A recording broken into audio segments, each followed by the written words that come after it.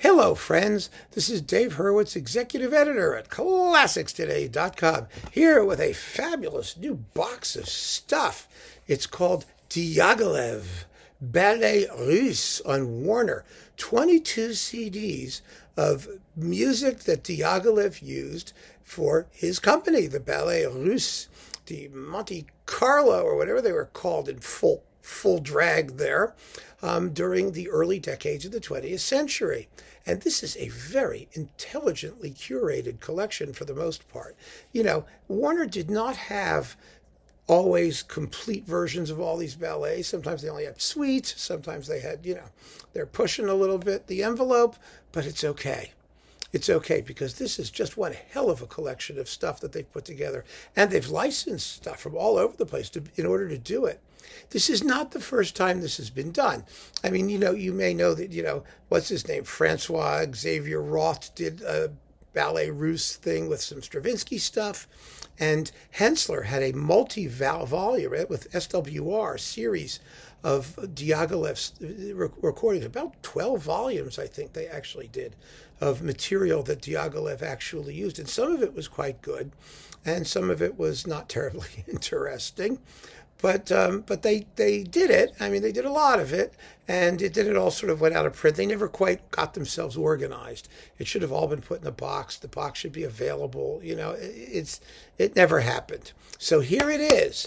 This is your only choice. This is the most complete, first of all, by a long shot, and the performances are, by and large, really well chosen. So let's just go through it and see what we have, shall we? It's 22 CDs. 22 amazing CDs.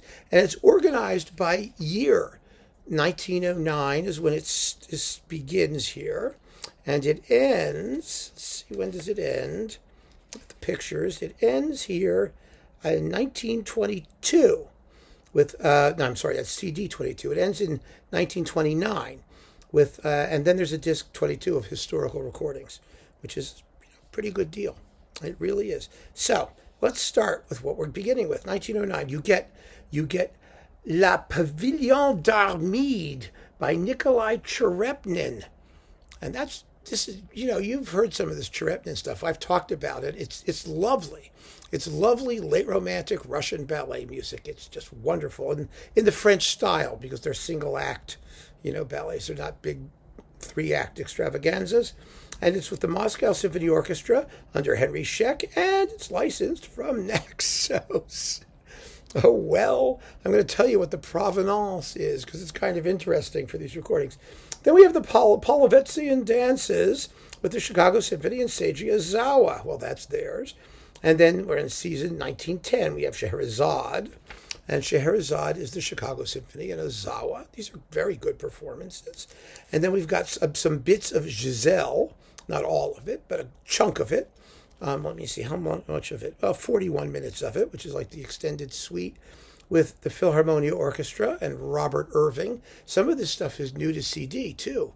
It's good to get that Philharmonia Robert Irving stuff back, or if it's new to CD or new to being recompiled or new, haven't seen it in a while. Let's put it that way. Whether it's totally new or kind of new or it's not recent material that is now back, and that's what matters. Then we've got Schumann's Carnival. Now, it doesn't say this, but Carnival was a Ravel orchestration, like Pictures in an Exhibition. And this is also the Philharmonia Orchestra with Robert Irving, although you don't get, how much of it you get? You get 11 minutes and... No, is that the whole disc? No, the disc is 71 minutes. Okay, so you get the whole thing. And then there's the Firebird, which is the Boston Symphony and Ozawa. That was a digital one. There was also an earlier analog one he did for Warner in France. And it's a perfectly fine Firebird. And then we have another Nikolai Trepnin, Narcisse, or Narcissus, Echo and Narcissus.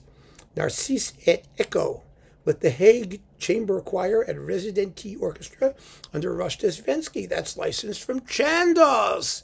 Yeah! It's a very good performance of that. And then we've got, Weber's Invitation to the Dance with the Paris Conservatory Orchestra under André Cluitins. Yay, yes. And then there's Swan Lake, the Previn recording, the whole thing. You get all of Swan Lake. I think you get all of Swan Lake. And, Previn Swan Lake is a stalwart. I think there are better ones, frankly. But, in the context of this series, it's perfectly fine. Yeah, it's 2 discs. You get all of it. And then you get Petrushka with Simon Rattle because they have it and they keep flogging it and they have to. And, it'd be much nicer if they used someone else's, like Riccardo Muti, maybe. It's okay. It's all right. La Paris with Jean Martinol. Yummy, yummy, yummy. And the prelude to the Afternoon of a Faun with Simon Rattle and the Berlin Philharmonic. It's perfectly fine. And Balakirev's Tamara with Lovro von Madicic in the Philharmonia. And Daphnis and Chloe with Cuitaz and the Paris Conservatory Orchestra, which is one of the great ones. No question about it. Debussy's Je with Cuitaz and the Paris Conservatory Orchestra. And The Rite of Spring, and they didn't use Simon Rattle. Someone with a brain chose Markevich in the Philharmonia. So that's in here. That's really, really good.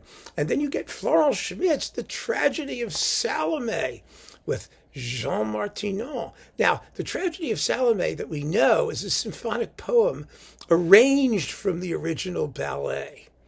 So it probably isn't what Diaghilev actually did, but this is the great recording of it, so who cares? They did something like that by Floral Schmitz. Then we've got Strauss, Rudolf Kempe doing the fragments of Joseph's Legenda, the Joseph legend, the legend of Joseph.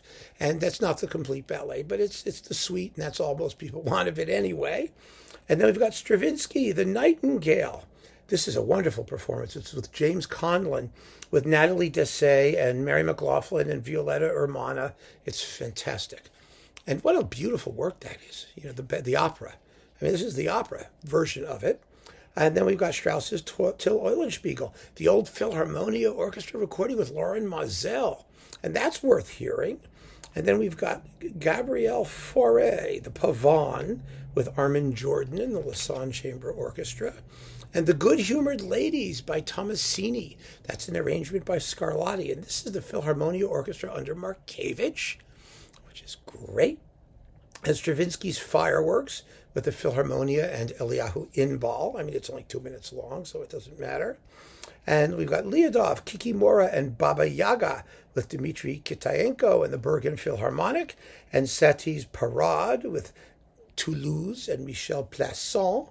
And the Respighi, La Boutique Fantasque. Are you listening to all this great stuff?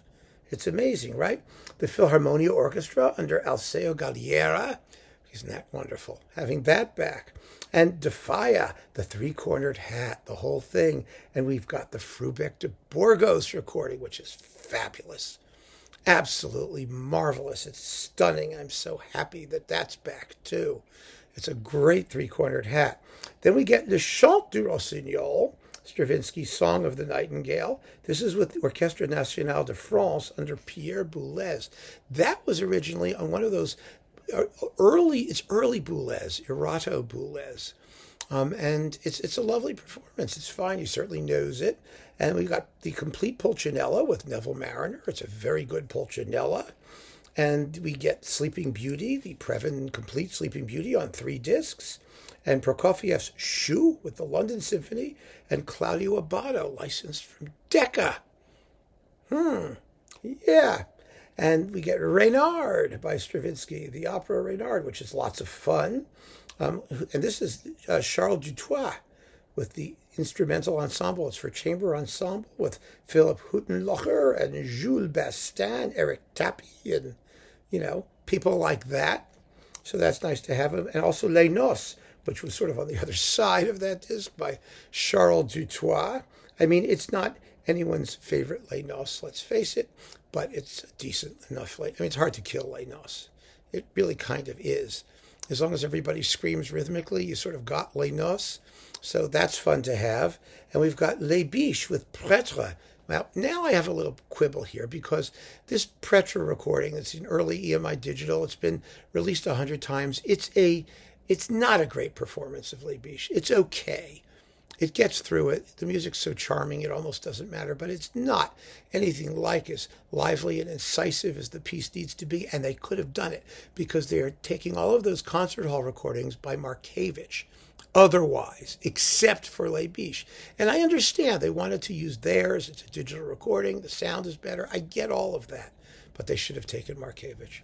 They should have. It's just 1,000 times better. Then we've got, let's see, The Night on Bald Mountain with the Oslo Philharmonic and Maris Janssens, and Georges Auric, Les Fâcheux. And here's Markievicz in Monte Carlo. That's in that little Scribendum box of, ballet music that Diaghilev did, that Markievicz recorded.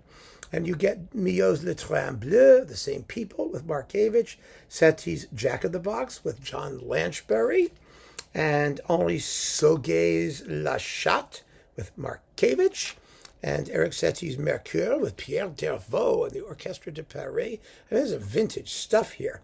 Prokofiev's The Steel Step, Le Pas d'Acier with the Philharmonia and Markievicz. And then you've got Beecham, The Gods Go A-Begging, his Handel arrangement, conducted by Beecham in the Royal Phil. Isn't it nice to see this back? Isn't that marvelous? Apollon Musagette with the Berlin Phil and Simon Rattle. Nothing special, but, there's a million great Apollon Musagettes. And Prokofiev's The Prodigal Son with the Sao Paulo Symphony and Marin Alsop, licensed from Naxos. Of course, why not? And then we have, finally, the bunch of historical recordings. You get some Boris Godunov with Fyodor Chaliapin, and Stravinsky's Rite of Spring with the Grand Orchestre Symphonique under Pierre Monteux, early recording, and Satie's Parade with the Philharmonia and Igor Markievicz, which is fantastic. Thank God it's there. It's better than the Plaçon, which I think is the alternative that they put in there. And I got to tell you, this is some terrific set. An absolutely terrific set. You get so much good music, and a lot of it is stuff that you're not going to know or haven't heard, and it really does encapsulate an amazing historical moment in sound. Very well curated, smartly curated, licensed the smart things when they needed to, without shame. And I'm stuffing this back in its box. And I just think this is a very welcome surprise. Somebody over there knows what they're doing. They really do. And that's always an unusual and unexpected pleasure. So keep on listening, my friends. Enjoy your Ballet Russe box. You will definitely be happy that you got it. And it's very reasonably priced, too, by the way. It's a great deal. Just get it while you can. I'm sure it's not going to be around for very long. Take care.